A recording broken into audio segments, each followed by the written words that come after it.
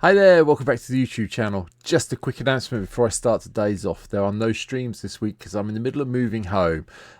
Keep your eyes out here on YouTube because as soon as I've got everything set up ready to go again, there'll be a quick video coming out saying streams are starting tonight. I don't quite know when that'll be yet, but it will be happening hopefully within the next week. But for now, here we go with YouTube for today, and today's video is all about Liesa, Forgotten Archangel. 2 white, black for a 4/5 angel.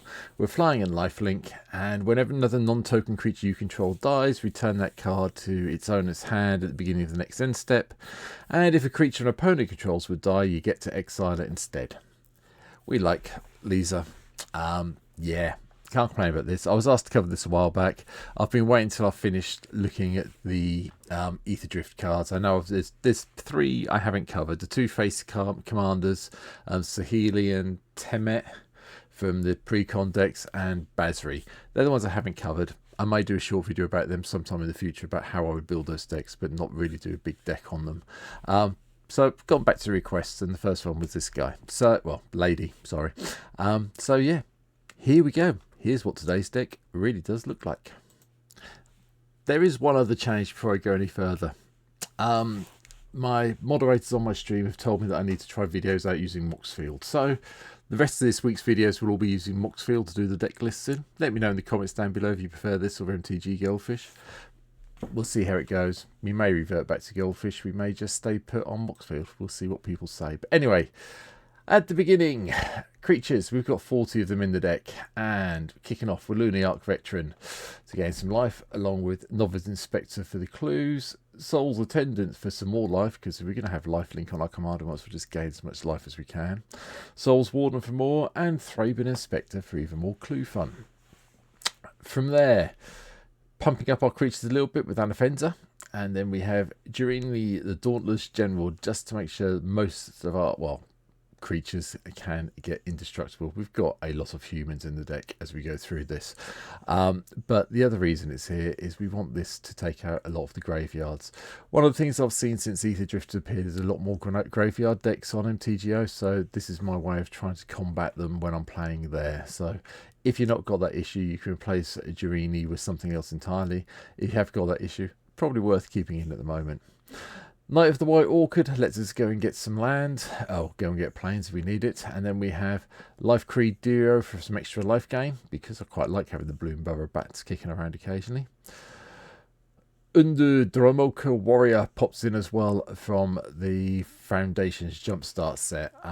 When it enters, put a +1/+1 counter on target creature, and whenever you attack with a creature with a +1/+1 counter on it, it gains first strike.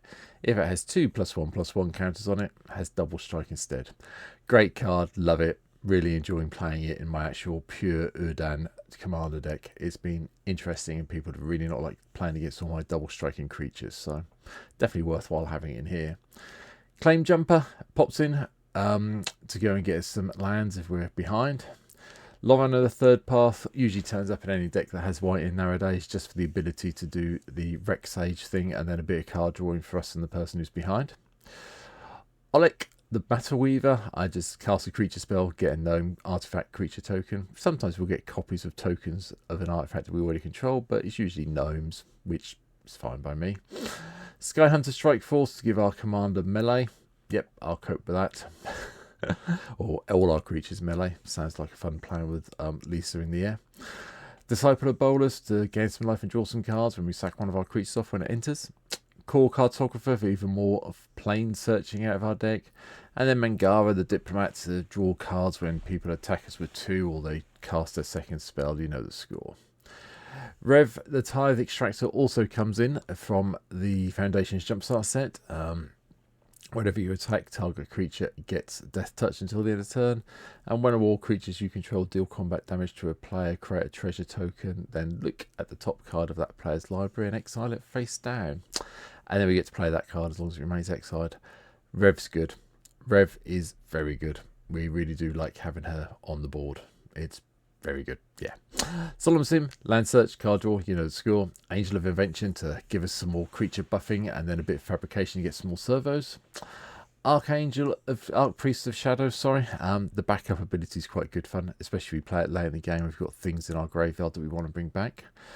And the Boonbringer Valkyrie also makes an appearance to give something else first strike, a lifelink, and flying for the turn when you do the backup counter on it. Carmel, the Cruel Sky March, also makes an appearance. Sacrifice a permanent, we get to put +1/+1 counter on her and gain a life, and then when we attack, return permanents less than or equal to the battlefield. That's nice. Cataclysmic Gearhelt gives us some control. Cavalier of Dawn, which is the weirdest picture ever. I don't like that one. I have no idea why I selected that one, but hey ho. Yeah, blow something up when it comes into play that's non-land, and then they give away a 3/3 golem, and then when this dies, we get to return an artifact or enchantment card to our hand from our graveyard, which is fine. The Cavalier Knight, a bit more fun. Sacrifice one of the tokens we've hopefully produced at some stage along the game. Destroy a creature we don't like. And when this dies, we get to get something back that's 3 or less from our graveyard to the battlefield. Again, fine with that. Frigga, Judge of Valor, also makes an appearance. We can just manipulate the top of our library a little bit when we cast our second spell. Overlord of the Balemark. Now, I built this deck before the Pro Tour last weekend. I'm not sure if the Balemark one is in the Pro Tour deck. I haven't really checked it out, I'll be honest. So this may be shooting up in price rapidly. If so, just drop it out, replace it with a land or something else you want to play. But for the moment, I like the idea of the milling and returning something, so we've still got the Overlord in here. Sheldred is in as well, the flip one. Enters the battlefield if one sacrifice, every opponent sacrifices something, and then we get to transform if we've got 8 or more cards in our graveyard, and we go to the True Scriptures, which, yeah, can help. That'll be fun, especially if we get up to level 3, put all creature cards from all graveyards onto the battlefield under our control. Yeah, okay then. Archon of Combinations, give myself the Monarch and then stop the life loss. Demon of Dark Schemes to kill all the small stuff off and get a whole load of energy so we can nick things from graveyards. Grave Titan, I do like the artwork on this one, to be fair though. Comes into play, get a couple of zombies. Yeah, that's cool, we'll go with that, you know what it does. Massacre Worm also to control the board. Noxious Gearhelt for some more targeted removal, doesn't mean you need to sacrifice anything. Sun Titan to bring stuff back from our graveyard to the battlefield if we needed to. Angel of Serenity does all the exiling tricks we all love and care about, especially nice if we've got Eldrazi coming up against us. Brainstealer Dragon, yeah, I just play it because I enjoy it. This may be a card you want to cut out, but at the end of the day, exiling the top cards of opponent's library and then playing them as long as they remain exiled is fine. And you know, whenever a non-land permanent an opponent enters the battlefield under our control, they lose life equal to that mana value. Yeah, that's one way of getting that damage in. Like it. Elish Norn is in. Weird version. It's here. You know what it does. All our creatures get +2/+2. All our opponents' creatures get -2/-2. Overlord the Mistmores. Yep, another one of the impending ones. This one I know definitely was in the Pro Tour deck, so I'd imagine the cost of this will be going up shortly. But enters or attacks, you get 2/1 white insect creature tokens with flying. Was a key player in the deck at the weekend for the Pro Tour, so cost is going up, so it may be getting out of people's price range. But if you've got it, include it. If you haven't got it, not sure what you replace it with at the moment, but I'm sure there's something you can do at 7 mana that's probably replaceable. And then finally, because I always play it in every black deck, Archon of Cruelty, I just love it. A few sorceries. Black Sun Zenith, Damnation, Wrath of God for the board control, and then a backup win condition, Approach of the Second Sun. You know, if we haven't got enough with our creatures coming back to our hand when they killed off because of Lies's ability. Targeted removal with Condemn, Path to Exile, Swords to Plowshares, Mortify to take out the creatures or enchantments annoying us, and then a Chroma's Wills in to do the whole Alpha Strike if we needed to. Artifacts for all the ramp side of things, as you can imagine. Mox Soul Talisman, you know the score of my ramp by now, Soul Ring, Arcane Signet, the diamonds, the medallions, and the talisman.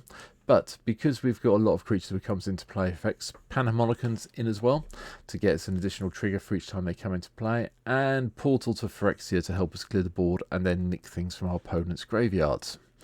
Enchantments, there's just the 3. Cathar's Crusade, because we like having +1/+1 counters to go on creatures when they come into play, and yeah, might as well do this as much as we can. That's how we're going to win through creature and combat damage with this deck. Virtual Loyalty, another way of getting +1/+1 counters. I do like having this in play though, because it does untap all our creatures, which I think is a real benefit on a white card, something you don't see that often on white, so definitely worth having in the deck if you have one.